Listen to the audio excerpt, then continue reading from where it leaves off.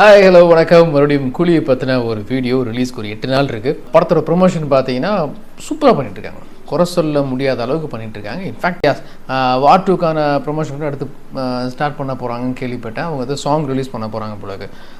Junior NTR and Ritika ஆடுற மாதிரி பார்க்கலாம், வரட்டும். அப்படி போட்டி தான் நல்லாயிருக்கும். அதே மாதிரி கூலி படத்தினுடைய மும்பை ப்ரொமோஷன், அதுக்கான வீடியோ கொஞ்சம் நேரத்துக்கு முன்னாடி வந்துச்சு. தலைவர் போடன்னு நினைக்கிறேன், மற்ற எல்லாருமே போகிறாங்க. லோக்கி அணியோட கான்சர்ட் இருக்குது ஹைதராபாத்தில் நடந்த மாதிரியே. நாஜ்னா சார் போகிறாரு, அஃப்கோர்ஸ் அமீர்கான் சார் வராரு, ரஜினி சார் போகல. குட், நல்லது தான். போய் எல்லா மீடியா அண்ட் ப்ரெஸ் ஒவ்வொருத்தராக பார்த்து பிரத்யேகமான பேட்டிகள் கொடுத்து எனக்கு இதை பார்க்கும்போது என்ன ஞாபகம் வருதுன்னா, சிவாஜி சமயத்தில் இப்படி ஒரு டாக் தான் இருந்துச்சு.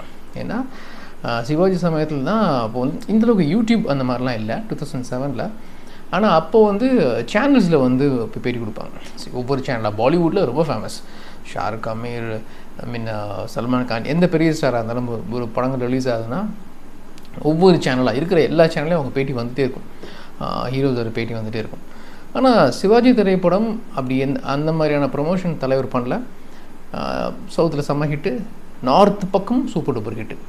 அங்கே தமிழில் ஹிட் ஆனதுக்கப்புறமா ஆஃப்கோர்ஸ் நான் முன்னாடி சொன்னது தான், ஹிந்தியில் டப் பண்ணி ரிலீஸ் பண்ணாங்க ஒரு 1 மந்த்க்கு அப்புறமா 2 மந்த்ஸ்க்கு அப்புறம் நினைக்கிறேன். ஸோ அந்த சமயத்தில் இதுதான் பேசினாங்க. ரஜினி, சூப்பர் ஸ்டார் ரஜினிக்கு இது தேவையில்லை. மற்ற நடிகர்கள் மாதிரி பாலிவுட் ஆக்டர்ஸ் மாதிரி ஒவ்வொரு சேனலாக போய் ப்ரொமோட் பண்ணுறதுக்கு அவசியம் இல்லை அப்படிங்கிற மாதிரி டாக் வந்துச்சு.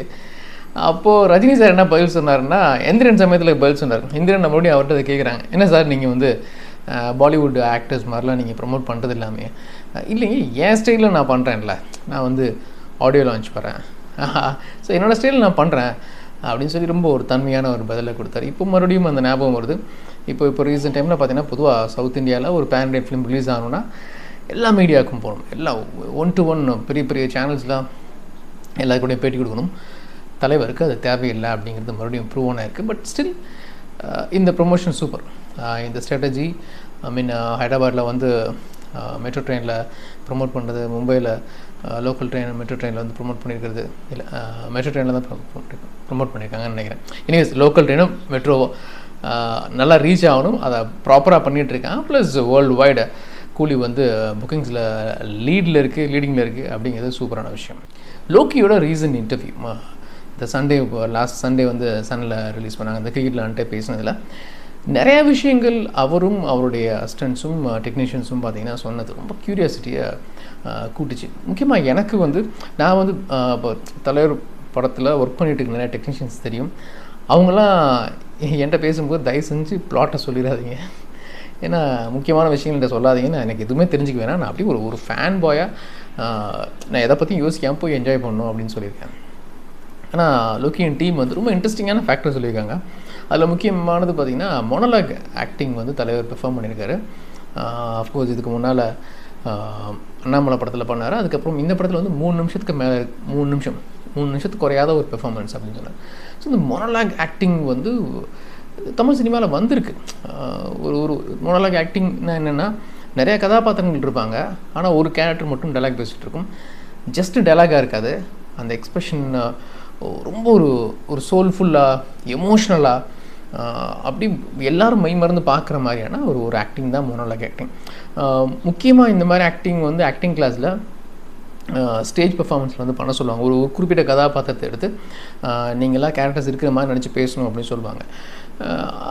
இந்த மோனோலாக் ஆக்டிங் வந்து எப்படி ஃபேமஸ் ஆச்சுன்னா, ஷேக்ஸ்பியருடைய அவர் எழுதின பிளே ஹேம்லெட், அந்த பிளேயில் ஒரு முக்கியமான சீனில் இந்த மோனோலாக் ஆக்டிங் வரும். அதுக்கப்புறம் நிறைய படங்களில் வந்திருக்கு, அஃப்கோர்ஸ் நிறைய ஆர்டிஸ்ட் பண்ணியிருக்காங்க. பட் நமக்கு ஒரு சில சீக்வன்ஸ் தான் ஞாபகம் இருக்கும். கூலி டீமில் இந்த படத்தில் அப்படி ஒரு சீக்வன்ஸ் இருக்குது. நமக்கு இதுக்கு முன்னால் ஞாபகம் வருது தலைவர் படங்கள்னா அண்ணாமலை தான் ஞாபகம் வரும்.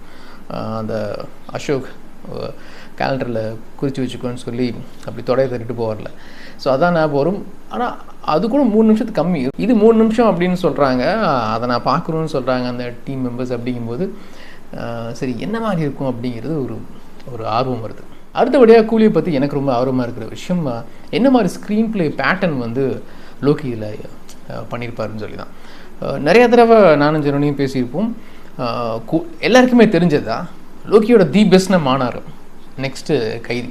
மாநகரம் ஏன் தி பெஸ்ட்னா நிறையா ஹைப்பர் லிங்க்ஸ் இருக்கும். அங்கங்கே ஒரு 4 நான் லீனியரான ஒரு கதைக்களம் இருக்கும். அங்கங்கே ஒரு கதை ஸ்டார்ட் ஆகும். எல்லாமே அங்கங்கே கனெக்ட் ஆகும். இந்த கேரக்டர் பண்ண ஒரு சின்ன விஷயம் பார்த்தீங்கன்னா இன்னொரு கேரக்டரோட லைஃப்பில் வந்து பெருசாக பாதிக்கிற மாதிரி எல்லாமே ஹைப்பர் லிங்க். உங்களுக்கு தெரிஞ்சிருக்கும் மாநகரம் the best screen play.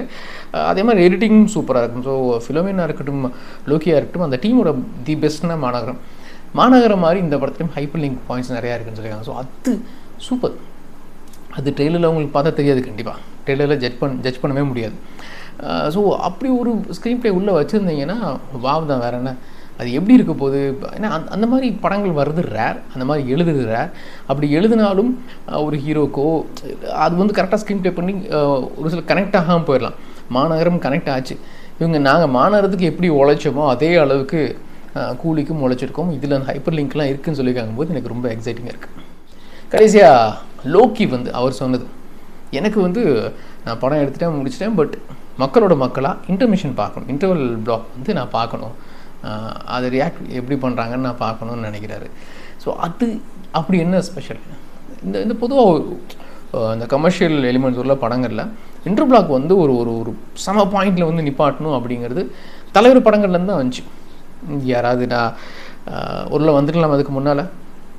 But again பாஷா தான் பார்த்தீங்கன்னா ஒரு ஹூக் பாயிண்ட் மாதிரி. நான் ஏன் செகண்ட் ஹாஃப் பார்க்கணும் அப்படிங்கிறதுக்கு ஒரு பாயிண்ட் வந்துடும். அவ்வளோ நேரம் அமைதியாக இருக்கிற மாணிக்கம் அப்படிங்கிற அந்த கேரக்டர் பார்த்திங்கன்னா பாஷாவாக மாறுற அந்த ஒரு ட்ரான்ஸ்ஃபர்மேஷன் வந்து அப்படி ஹோல்ட் பண்ணும் செகண்ட் ஹாஃப். ஸோ இது தலைவர் படங்களுக்கு முன்னோடி. அதுக்கப்புறம் நிறையா படங்கள் வந்துச்சு. ஸோ இந்த படத்தில் எப்படி ப்ளே பண்ண போகிறாங்க?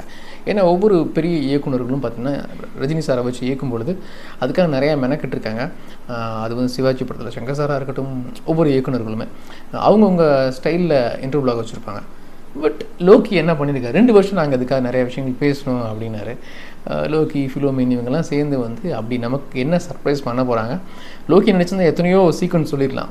நீங்கள் எப்படி எதிர்பார்க்குறீங்க படத்தை பார்க்குறதுக்கு அப்படிங்கும்போது அவர் இன்டர்வியூ பிளாக் சொல்கிறாருன்னா அதுவும் சொல்கிறேன். நான் கமல் சாருக்காக பண்ணது வேறு விஷயம். ஏன்னா விக்ரம் திரைப்படத்தில் இன்டர்வியூ பிளாக்கும் சூப்பராக இருக்கும். அதை மீறி அவர் தலைவருக்கு என்ன எழுதியிருக்காரு, எப்படி பிக்சரைஸ் பண்ணியிருக்காருன்னு சொல்லி பார்க்க ஆவலாக இருக்குது.